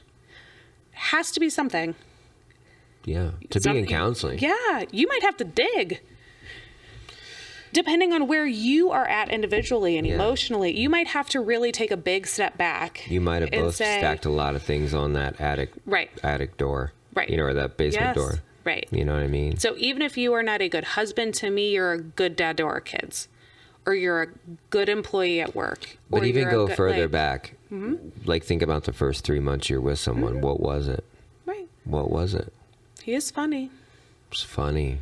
The funny goes a long way. Funny does go a long way. It does. Most girls, that's their top thing. I feel like funny gets a lot more play than it should. I know. Well, it does. And eventually, you know, I remember saying, like, you used to laugh at my jokes. She said, you used to be fucking funny. Enough bitterness and you ain't funny anymore. Right. It doesn't matter. No. Now it's just hurtful. You think you're so funny. Everything's a joke to you. I'm like, kind of. Everything is a joke to me because this shit, everything else is serious. I have to, that's my defense mechanism, is to play off that I'm like, it's funny. Right. But I'm not funny. I'm not. I'm very dry. You're dry. Very dry. I think you are funny. You know? But because I appreciate your dry humor. I had a drummer once, and I was sitting with him, and the singer was like, "Okay, you got a real dry sense of humor." He's like, "Nah, he just doesn't like you." I laughed so hard. It's kind of true. Well, so there's a couple that kind of go together, and we're going to lump them a little. Right. So create a culture of appreciation, I feel like goes super easily with do not gossip or trash talk about your partner. And that goes with every human in your life, truthfully. That goes with every human in your life. Yes. It does. Because appreciation, if you have no appreciation for that person, get them out of your life. Mm-hmm. Don't rely on them. Don't rely on them. Yeah. Don't play games with them. Don't just try to make your life where, you know, put a year plan that you can get away from that person. Because it's not overnight. Not everybody can just dip. They don't have the financial means to quit a job or move out or do whatever. You know, I mean, there's a lot of things. But I'm saying, but if you have no appreciation for that person, And you're just going to run your mouth and be nasty. You're probably a part of the problem. Oh, you are. Yeah. What was that? Number 2? Yeah. Taking accountability. And these next couple kind of just go back to re-injuring the wound that we're trying to manage in the first place. Picking that scab. Yes. Their betrayal can just look like this. Yeah. I went through your phone and saw that you were talking shit. Or to your best friend. Or my sister came back and said that you called her the other day, and that is breaching trust. And if you continue to do so, that's obviously extremely counterproductive. That's a big hole you're digging. Yeah. I mean, you're actually, and not just that, you're making that person you're talking to hate your mate. Well, oh yeah, I have that conversation often. Stop telling your mom about your husband. And then wondering why he doesn't want to go over there for Thanksgiving. Right. Or wondering why she's in your ear all the time that, like, why are you doing this? You're putting in too much effort. You deserve better. Like, you deserve be better. mindful. I love that one. Be mindful of what is coming out of your mouth, because they can't unhear that. And it's not somebody else's. Listen, if you want to vent to your best friend. Sure. But if you're calling that person horrible names, get the fuck out of the situation. Because that's one thing I'm not doing. You know, not to their face or behind their back. No, because I don't want my best friends, because they're not going nowhere. Those boys have been in my life my whole entire adult life. Right. So if you went to them every single day and talked so much trash about your partner with real things, right, and just involved them in every infidelity, every promise. Yeah. Hey, do you want to go to dinner with me and my girl? No. No. Why are you with her? Right. Is what they're going to say. Because they're going to defend you. Yeah, because they love you unconditionally. They sure do. They want what's best for you. He's never thrown me in a closet. So these next two, I'm just going to read them together. It says, stop all contact with the affair partner and share any necessary or unplanned encounters with the partner. So this is talking specifically about like an infidelity in the capacity of a relationship, an inappropriate relationship. If it is with your baby daddy, it's hard to do. We're going to have to talk about that. If it's with your coworker, we're going to have to talk about that. Definitely some parameters. Right. If it's your softball buddy or your bowling league partner, or like. But if it's a girl in Tulsa on Instagram, not so much. Not so much, unless she hits you up on Pinterest. On TikTok. Right. Yeah. You have to. The one guest was talking about. Yeah. You have to come forward with that and say, hey, just so you know, I didn't think about this. I didn't block them on this, or they reached out and I didn't respond. Right. But you have to have full transparency with that. And it's hard for some people to be mean to another person when they don't have an issue with them, but your mate does. I have this conversation personally and professionally. Yeah. Some people have a very hard time closing doors. Yeah. Closing them. Because somebody's closed them on them before. And that made them feel a certain way. So they don't feel comfortable closing the door. That was a real life realization just now. Okay. Give you a minute. I'm going to take a moment. Okay, I'm good. But if your partner needs you to close a door, we have to have a conversation about that. Right. That doesn't mean you have to cuss them out and block them on everything, but does that mean you have a conversation about the situation and boundaries, and I can't be this for you and you can't be this for me? Yeah. If you guys are both on the same page, that could work. That hits different when it's not just like, no. You need to block them, and you need to blah, blah, blah, blah, blah. That but again, that goes down to being told what to do. Nobody likes to be told what to do. Even when it's the right thing. Right. Well, and this goes, so back to your relationship is as strong as the strongest feelings. If you can crack the door and feel like, no, I can just do this, you have to be mindful, and it's not you're not reading their mind, but like, can they? Sometimes. Some days they might. Right. Some days they can't. Sure. That's what people are like. You said, I'm like, yeah, that day they felt that way, but the next week they couldn't muster that up. Right. Or 6 months later, yeah, she had a hiccup, or I had a hiccup, or like whatever it is. Right. But then you have to be open and honest about that. Well, just like when you're in AA, if you fuck up one time, you're not welcome back. That's a joke. Right. That's not a thing. Right. You just come back the next day and say, I'm 7 hours sober. Yeah. I had 7 years. And I'm not saying just accept people's bad behavior over and over. That's not what I'm saying. But like, it's a process, man. Right. It is a process. Fucking process. If you run into him at Giant Eagle, and he walks up to you and says hi, what are you supposed to do? Eat cucumbers. Well, but like, this is just saying, like, if that happened, it is best practice to say, hey, I ran into John at the grocery store. We just said, hey. Well, okay. That sounds nice. That sounds fucking sweet, We're right? committed. We're committed. No. It's not just committed, but that sounds sweet. But if you started berating your mate, yeah, like, well, what else happened? And what it's like that comes did he across text you and you guys shitty. plan to go to that Giant comes Eagle? shitty. Yeah. Okay, Yeah, that's shit. And that's what people don't understand. No, that's like, trash. if then I won't want to share it with you. Well, yeah, that's true. Because if I share to you, if they're going to tell you all of these necessary and unplanned encounters, you're asking me to share this with you, and then you're going to double down. Right. Well, and so here's the reason behind this, I feel like, is if I ran into John at Giant Eagle and didn't tell you, and heaven forbid your cousin was at Giant Eagle, you're fucked. Now that's a problem. Right. So it's better to just be open and honest. Take the berating about being honest versus about lying. Yeah, that can only go so long. After like the third time, I'd be like, listen. That's fair. You told me. Yeah. But like that goes back to accountability. Yeah. I'm taking accountability. And open-ended this is something, questions. Yeah. Open-ended questions. Not yes or no's. Open-ended questions. Yep. Tell the true story about the betrayal. That's real. That's some heavy shit. Well, this goes back to sharing details and what is necessary and what is not. My husband, for example, is somebody who overshares. He's in recovery. He doesn't lie. It's one of the attributes I love most about him. But sometimes I'm like, I don't need to. Don't tell me everything. Yeah. But people, it's uncomfortable to admit how you are wrong. They also do that because they want that in return. Uh-huh. And you can't make somebody do that. No. I don't talk about things because it does not concern me. Right.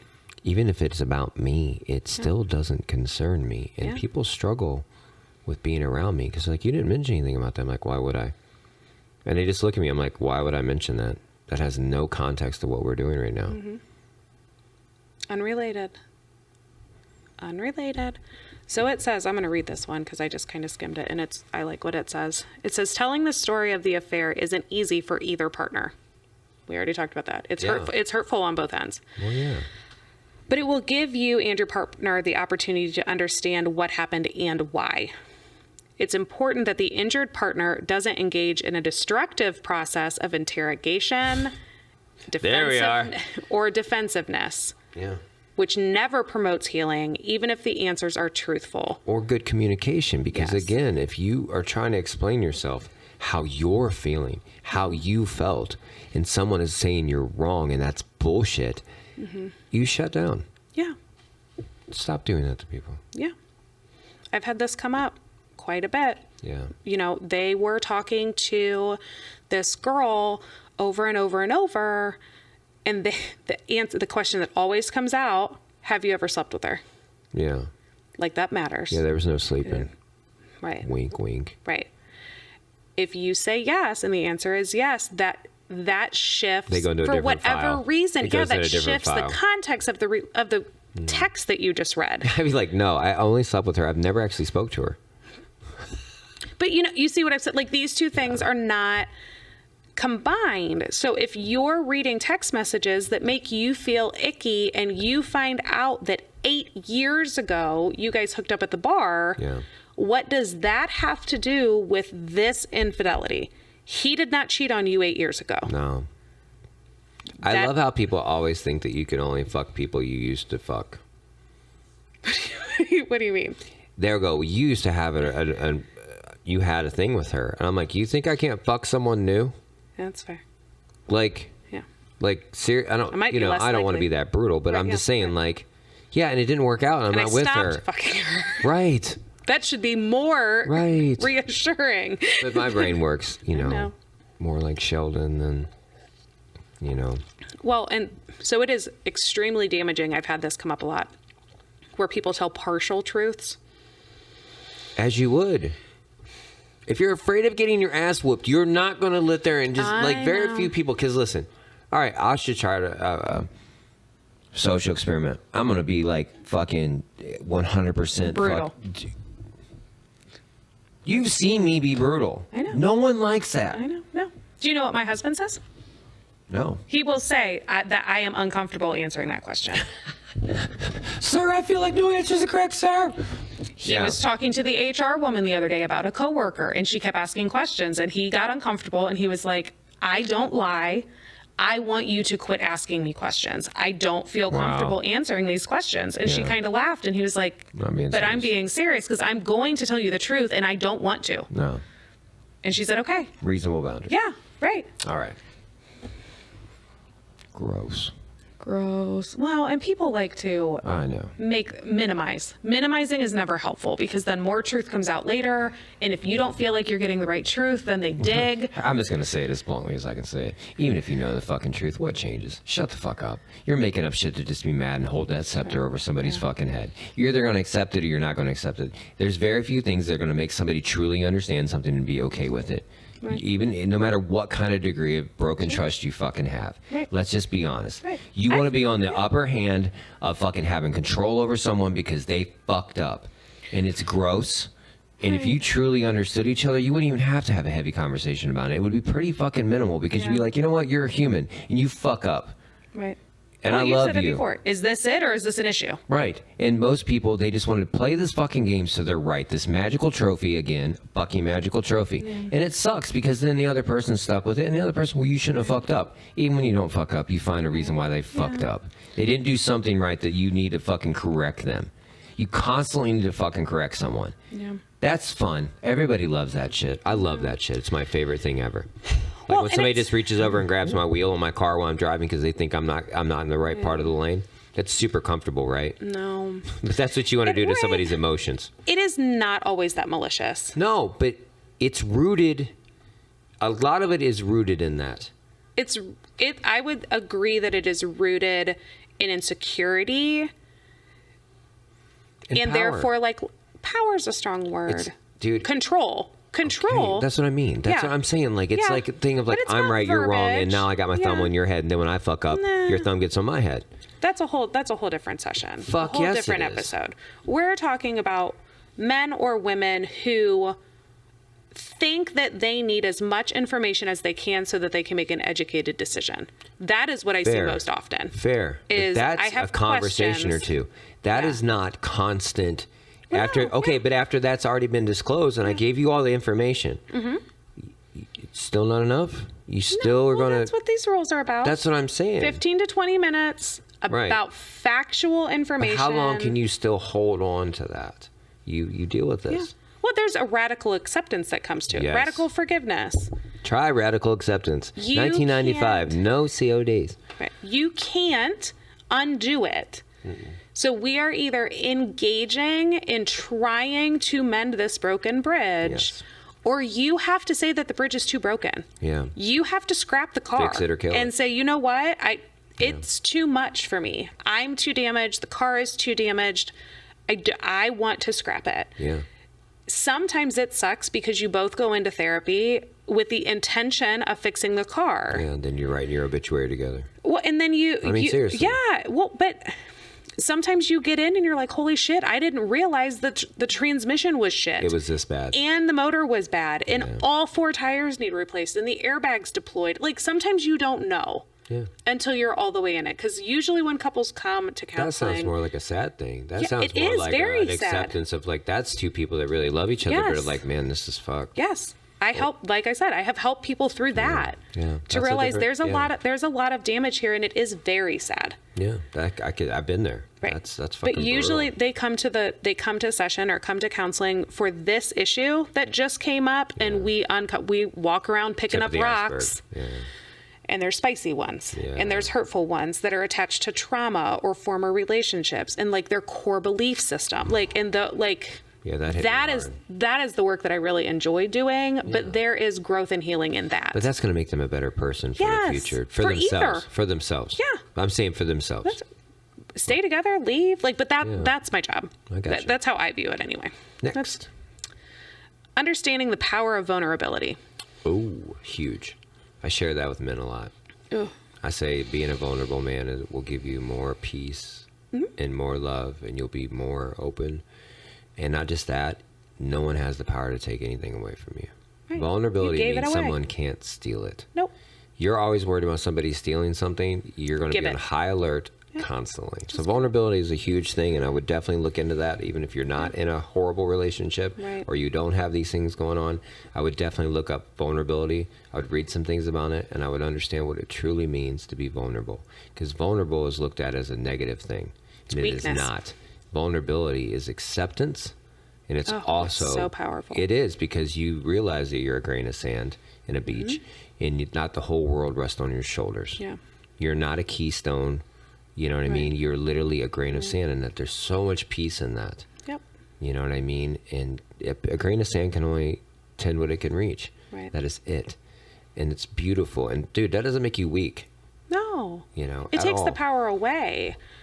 But I have a lot of conversations. I just sent you a TikTok, I think this morning, about when you build trust with that person and you break down their walls, or they let their walls You fall. said it. When they stop crying for you, you're done. You better be ready for it. Like, when I am not a crier. That hit me kind of hard today. Yeah, when I am that vulnerable and you're like, that was a lot. Yeah. So be ready for it. If you're growing, and it's okay to have it be a lot. Oh, we've all grabbed something and didn't realize how heavy it was. It's hot. It's hot. Or it's cold. Right, that stone is spicy. I didn't know. Like, but here it is, my stone. Yeah. Picked up a spicy rock. Yeah. But yeah, so it's empowering for yourself to be vulnerable and realize that it is not that scary, and that it is not something that somebody can steal anymore. It's huge. But when somebody gives it to you, there is a sense of responsibility also. Within reason. Yes. Yeah, within reason. Right. Ooh, evaluate your questions. We've kind of talked about that already. Yeah. Create an environment of proactive transparency. Oof, that should work everywhere. That works everywhere. That works in jobs. That works in your family. That works everywhere. Yeah, this makes me a little icky now that I read it. Transparency keeps everything out in the open to facilitate trust and stop overthinking in the relationship. That, I think, is where I struggle. And again, maybe it's a personality thing. Maybe it's just my view on what healthy is. If you're a person that attaches everything negative to anything that goes on around you, that is opening up a can of fucking worms all day, every day. If you want full transparency, I guess that's kind of going back to like, I want read receipts. I want your location. I want that's full transparency. That's where to you me just in want to go today's like society. this. I'm just going like, to give you my phone. I don't need a phone. I don't want one. I don't want one. Right? Never mind. Yeah, I'm out. I'll just get a house phone. You can get me when I get home. Leave me a Post-it. I'm going to work I'll put from a board. home. I'll just put a board on the wall. I'm doing walk-ins only. Yeah. Show up at noon and you'll get tattooed. Gross. Evaluate your questions. Evaluate your answers. We touched on that. Yeah. 100% truth is a scary place to be. Nobody's used to doing that. Nobody is used to that. And a lot of people aren't ready for it. I can't tell you how many questions we ask that we don't want the answers to.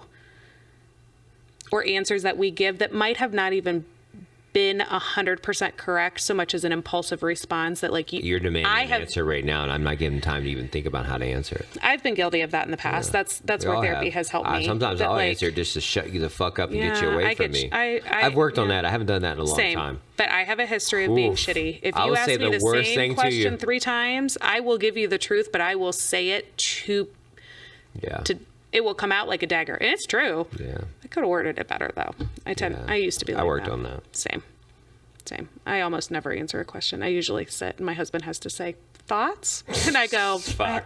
He does. It's like our tagline, thoughts? And I'll go, I have many. And I'll like, wait a second. And he's like sorting them. I'm like, Because I wanna no, dude, you're trying to be take a minute. I don't want to hurt his feelings. And I don't want mine to be hurt either. All right. The last 2 just say seek professional help and plan. Come to me if this is hard for you. No shit, man. Go get a tattoo. I know. You know? Yeah. It's important, man. I know the things I've taken most out of this is remember why you started seeing the person you saw. Take away all that rubbish. Take away all that shit you built. Take away all that shit and think about the first 2 months you spent with them. Yeah. And what was special about it. Mm-hmm. And I'm not saying recreate it because we're always trying to recreate that magic, but just know like refocus. Like for me personally, the best relationships I've had is people that I just enjoy being around. I don't have to work to be like, dude, I can honestly say that there's nothing I did with this person that I didn't like having them next to me. Right. I don't care if it was cleaning out a barn, going to a music store, working hard together, or just doing nothing. And that's when I know I dig somebody. Yep. It's like, it doesn't matter, because some people I'm like, they're cool to do that with, but man, they're a shit show at the art museum. Right. I hate to take them they grocery can't just shopping. go right. There's nothing that we did together that made me cringy at all, other than argue. You know what I mean? But past that, there is no genuinely thing enjoyed we them did as a human. But like, you're right. You have to refocus. Yeah. What do you love about her or him? Yeah. They have positive attributes. That's why you picked them. Right. And if it's just sexual, make it sexual. If it's just mental, just make it mental. Figure it out. Yeah. They have strengths and weaknesses. Or look at yourself for picking this fucking super flawed human. Right. Well, and I guess I would add that, like, do not expect them to change in a way that they're incapable of doing. Yeah. Rebuilding trust is not changing the other person. Oof. That's real. It's not. Say that loud. No, seriously, that's real shit. Rebuilding trust is not expecting the other person to change. You know people struggle with that I shit. know, but it's true. You can change some certain behaviors. Behaviors, sure. Personality traits, no. Right. If you are an open book and you are vulnerable to the masses because you want to hold the power, not them, right. I don't know that he or she can expect you to put your walls back. Like, how is that You don't healthy? have any power, and if you do, you're fucking a dick. No. Stop being a dick. That's them asking you to put up boundaries. All right, so if you have any things you guys want to work through, send us some. I would love to hear it. Some new stuff. 234-200-5949 is the hotline.